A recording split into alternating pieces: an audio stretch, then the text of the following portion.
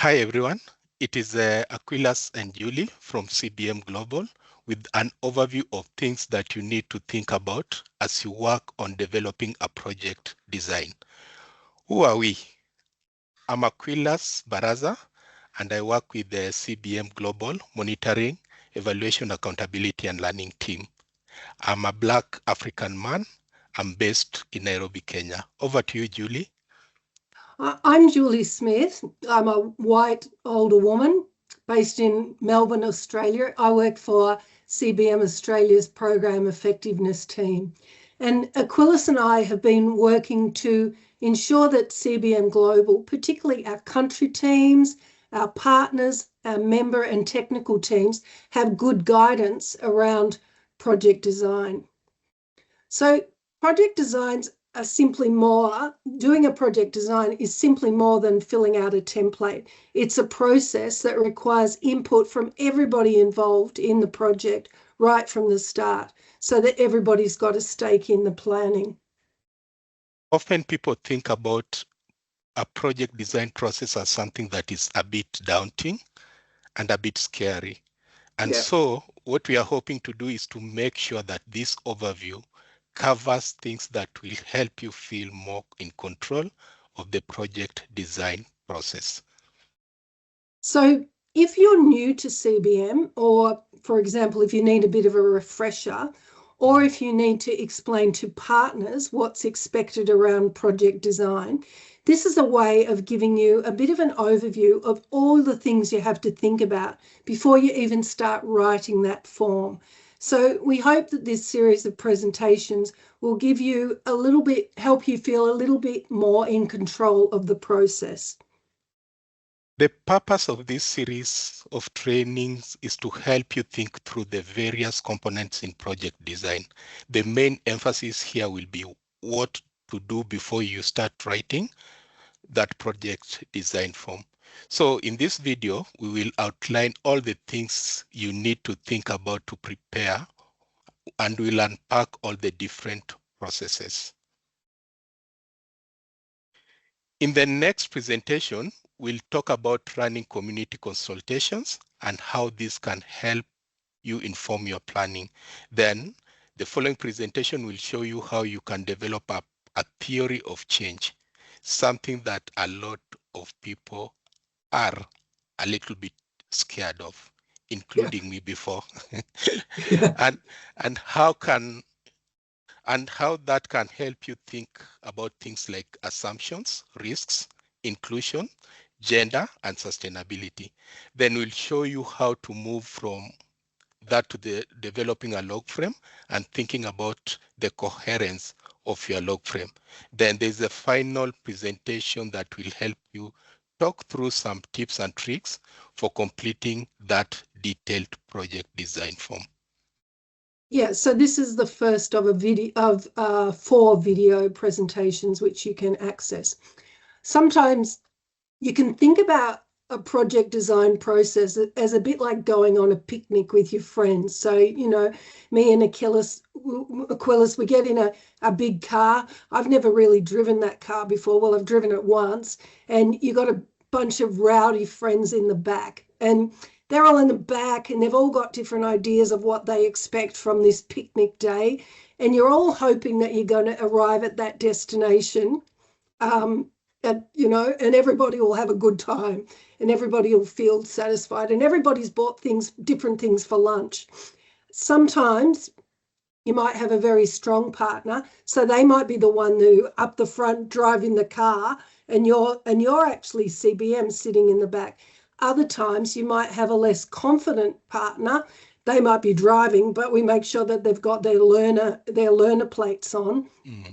And you're sitting right beside, sort of making sure that they don't crash and they stay on the road. So sometimes CBM's in the driver's seat and sometimes the partner's in the driver's seat, and you're all trying to get to somewhere together. So each situation is going to be different according to who's involved. So a picnic, a design process, kind of the same things. So this is what we're going to go through today. So take a big breath, put a smile on your face, and let's get going. Yeah, you're right, Julie. So obviously your approach to a project design process will depend on what sort of project you've got. So of course there are different types of project. You might have a project that is already being implemented in with an established partner, for example, a big NGO or church welfare body or an established hospital. You might have a ground up community-based initiative like a CBID project or a very local NGO partner or a government unit. CBM has a lot of projects. At the moment that we are CBM has a lot of projects at the moment that are focusing on strengthening the capacity of organization of people with disabilities. Organizations that have strong potential and weak systems. Or you might have something that is a bit of a mix of everything. Working in a bit of a hospital, strengthening an OPD, and doing some community work. And then there's also different projects at different stages. So you might have a new project with a new partner, or you might have an existing project or the next phase of a project, or you might be working with an existing partner.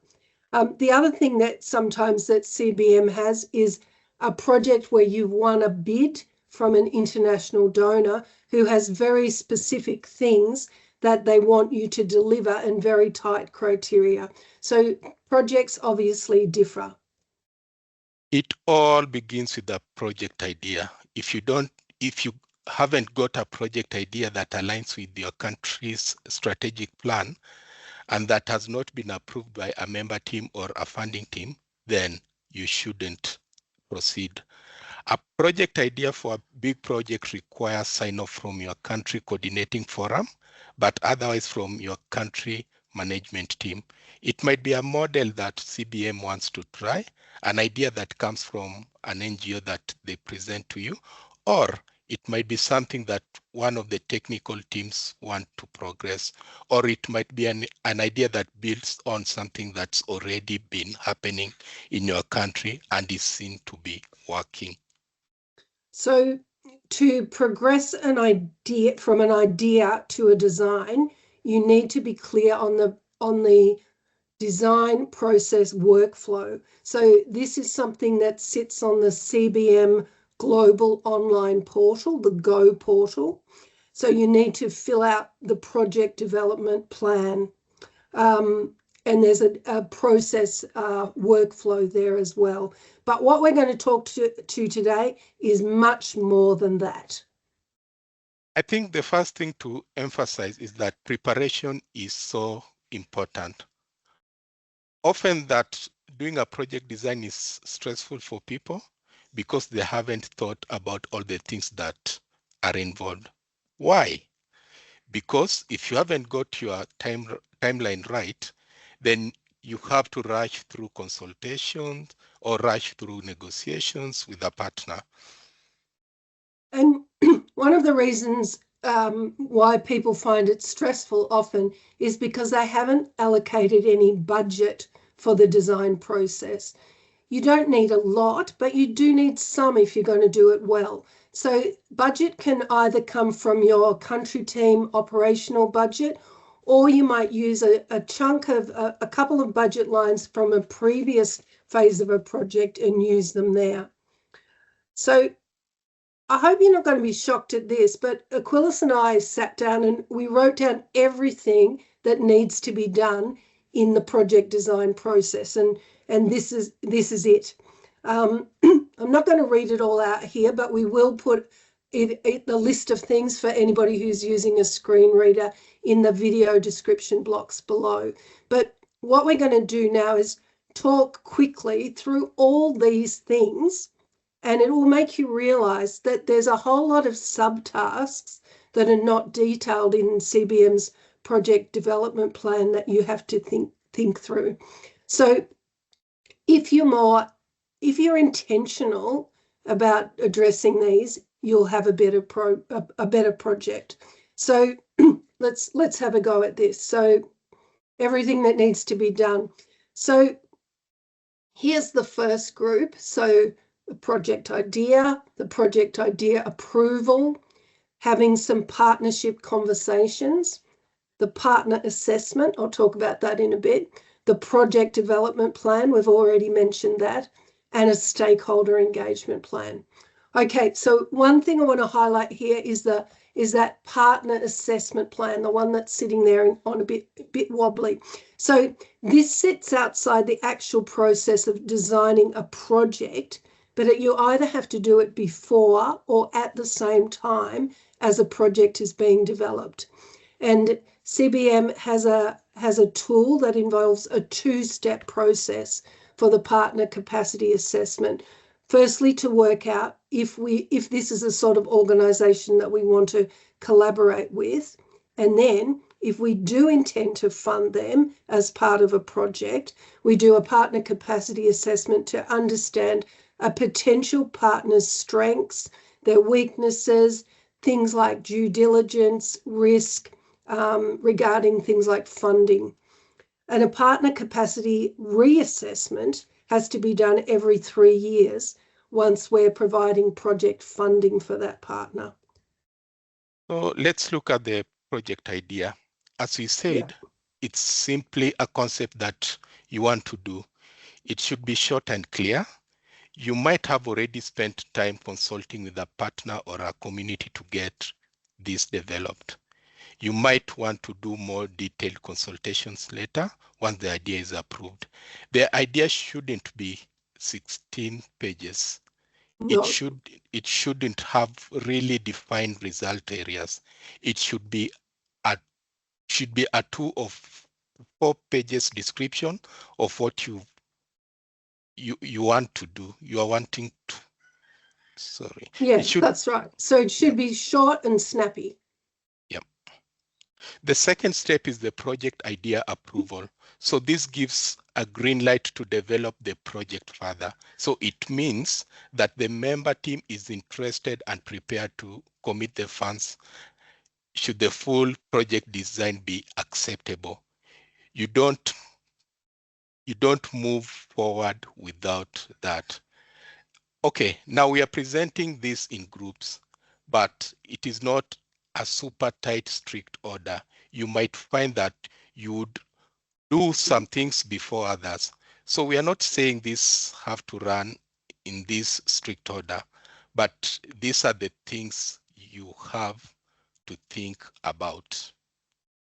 So at some point, you should develop a stakeholder engagement plan for the design process. We'll talk a bit about this later, but this is a way that you can work out who's going to be in what part of the whole process, and who are going to be the main partners as you start to develop the plan. The next thing is that project development plan. So this is the plan that CBM needs to be filled out, and that goes on the global online portal. And the importance of that is so that it's clear for CBM folk about who's doing what and when and what's being planned. So it's not as detailed as that stakeholder engagement plan I just mentioned, but it takes into account some of the administrative bits, and it will also help member teams and technical teams know what sort of input they have to have and when they need to be involved. So it's essentially, it outlines how the design process will be managed by the CBM country team. You need to do a situational analysis or a needs analysis to understand the context. If you don't have that information already, more will come on this later. Yeah, we'll talk a bit more about that later.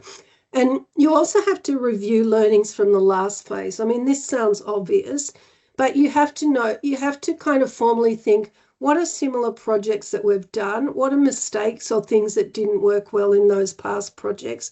And make sure that you've got those good practices from previous projects woven in to some of those conversations and thinkings for this project.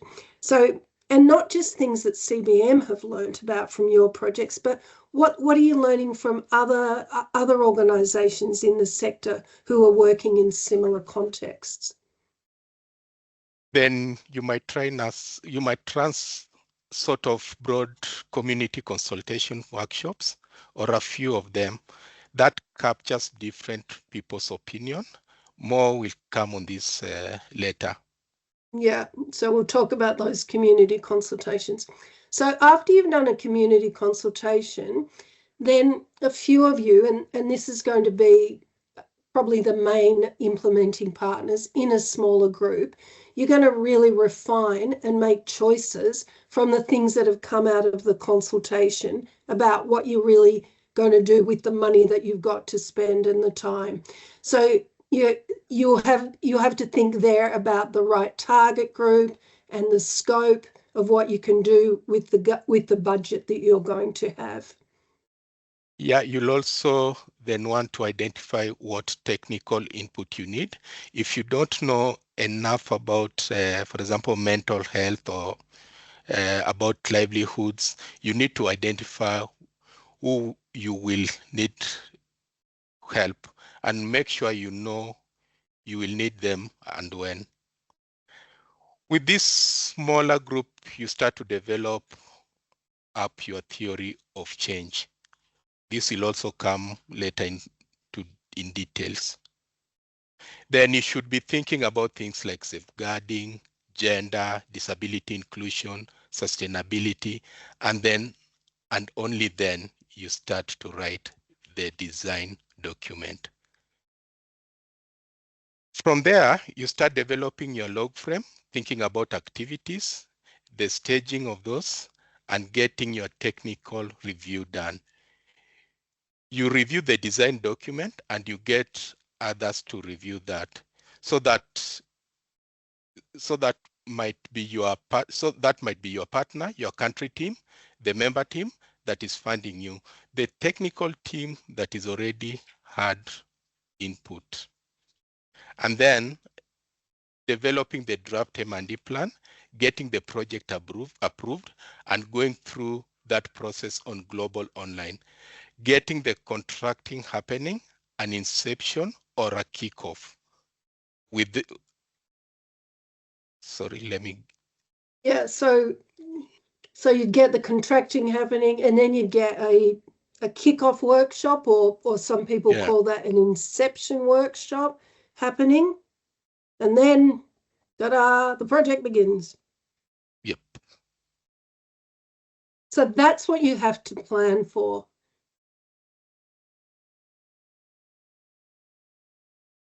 Okay, so as we've said before, you're not starting from a blank page. You already know things. So what's the technical evidence that you will need to inform your approach? Are there certain models that you want to use or to take? Do you need to do a situational or a needs analysis to actually understand a little bit more formally about the location that you're working in? Do you need to do a literature review or get information from other sources that will inform your approach?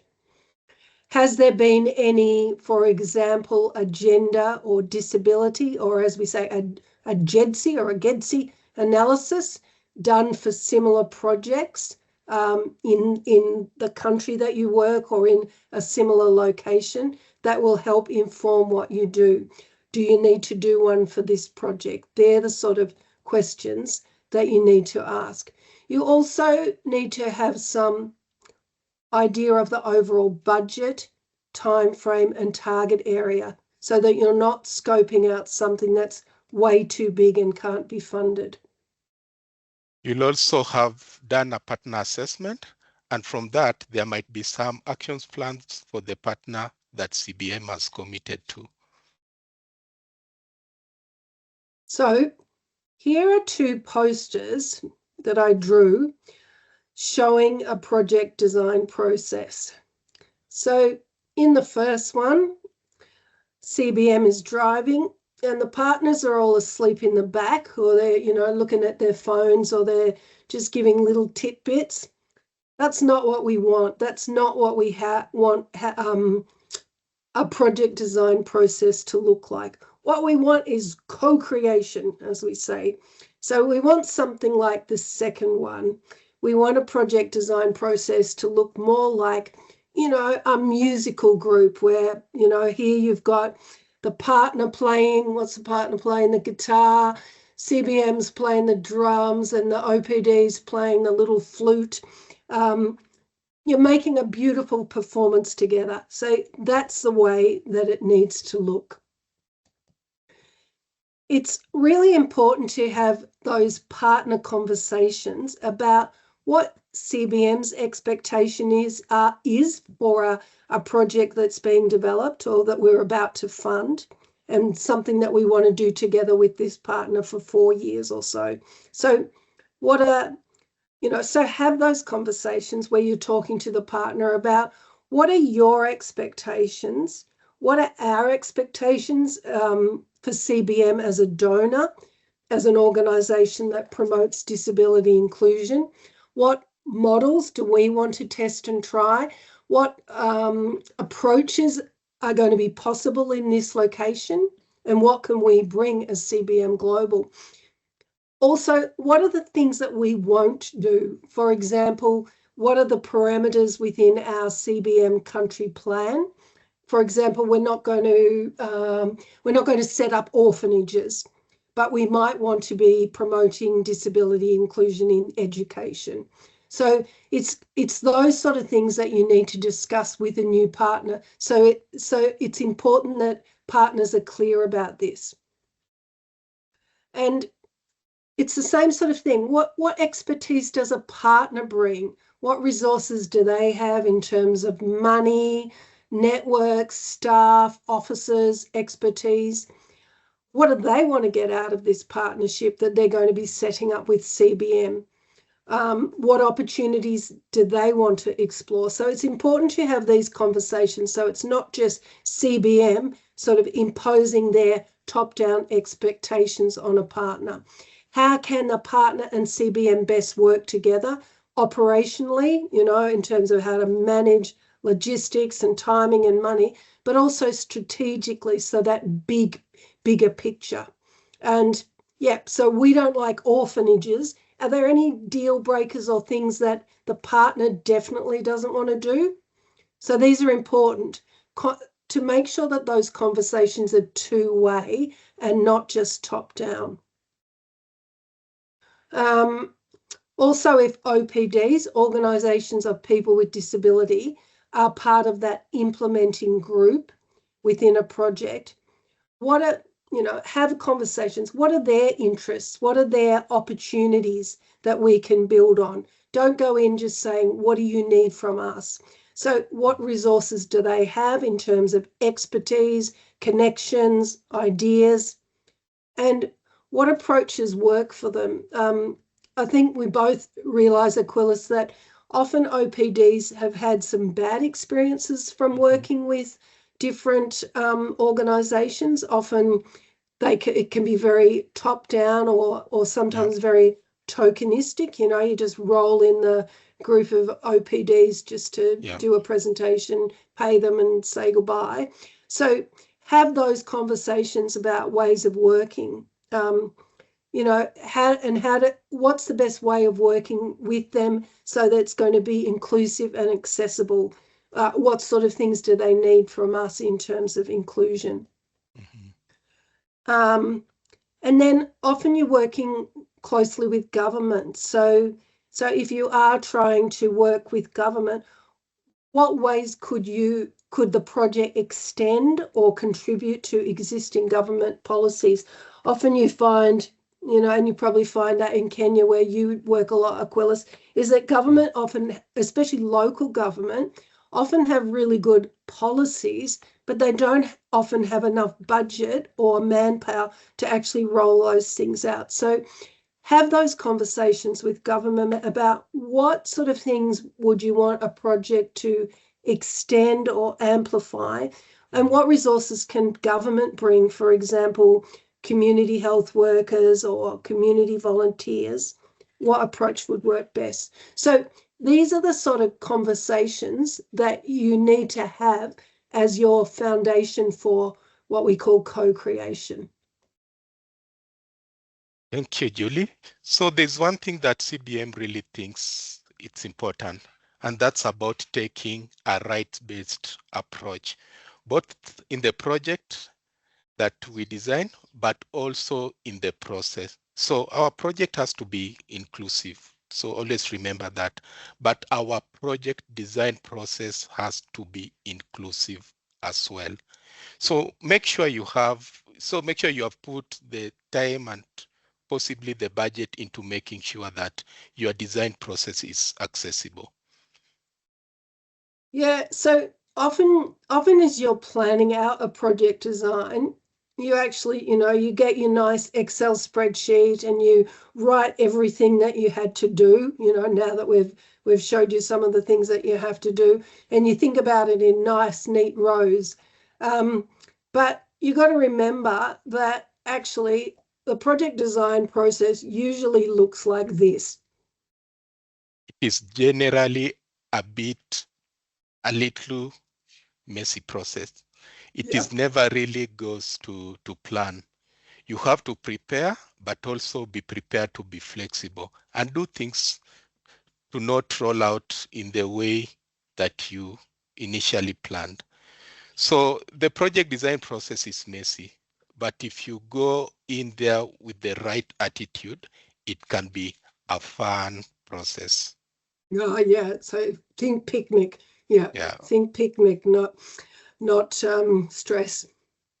Okay, so one of the things that is quite useful before you start a project design process is to develop up a stakeholder engagement plan for the design process. So to say it simply, this is a way of listing who's going to be involved in what stage of the process, in the process of developing the project design.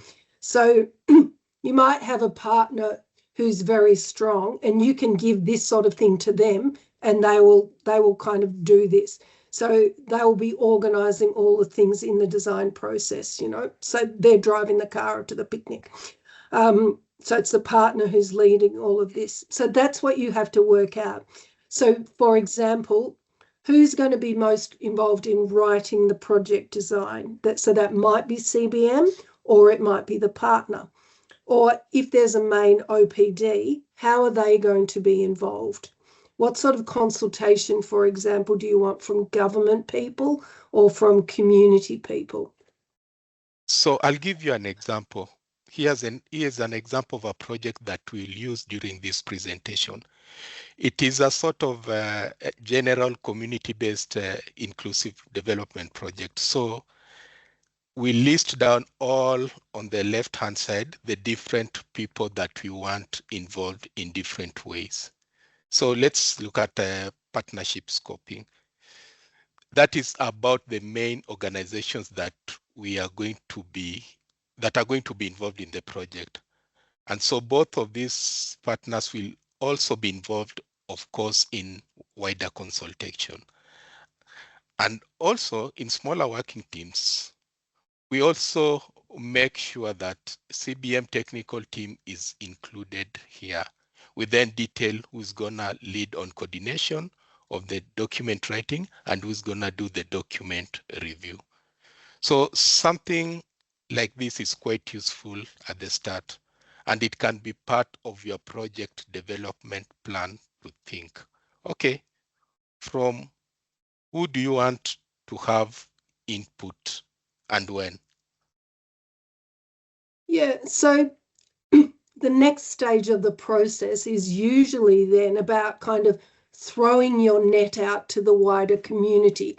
So that's this wider consultation column where everybody's involved in that. Everybody's ticked and going to be involved. So that's community leaders, government representatives, elected officials. It could be people with disability in the communities that you're planning to work in. It could be their carers. It could be some women's groups, religious organizations. So this is just an example. So And you would use these sort of consultation discussions for some big picture understanding of what the situation is like and what could be done better and together. Yes. You've got two ways of doing this. You've got a more solution focused, opportunity focused of doing it, or you've also got a more problem focused way. I think a mix is good. We shouldn't be going into communities and doing consultations, only asking questions like, what doesn't work? Yeah. What can CBM fix? What can these projects do to fix a problem? Yeah, so the way that you should frame some of these questions in a consultation is things like, what's the expertise, what's the enthusiasm that's here in this community or this group? What are the good things that we can build on? Where do you want to get to? How can we help you to get there? So it's framed positively versus, not like, oh, what's the problem? How can we help you fix these problems? What are the barriers? That's the way you do it. Yeah, certainly you have to do both, but it's Yeah. important that you keep a balance. So this concludes this presentation where we have outlined the areas that you need to have in place for planning a design process. Often people make the mistakes of not giving this enough time. You will have to be well organized to get some of the preparatory work done. In our next presentation, we will talk about different approaches of doing consultations to develop up your project plan. Bye for now and see you soon. Bye Bye. for now.